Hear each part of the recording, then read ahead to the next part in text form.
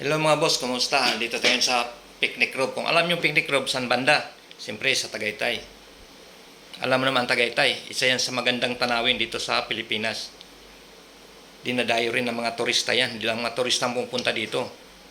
Pati mga kapwa natin Pilipino. Dahil nga naman napakagandang lugar dito.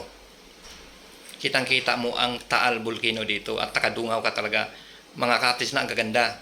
Kaso ang cottage na dito may mga bayad yan. 250 per cottage. O di ba?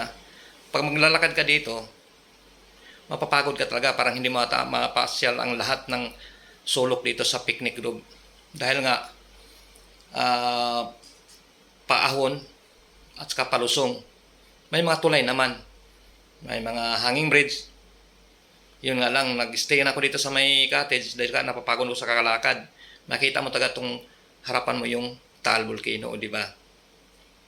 Para pag pumunta ka dito, ay pang-refresh lang naman sa utak mo kasi nga napakagandang view.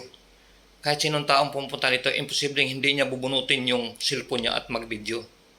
At siyempre, habang nagbi-video ka, namamangha ka sa mga view dito sa may Picnic Grove.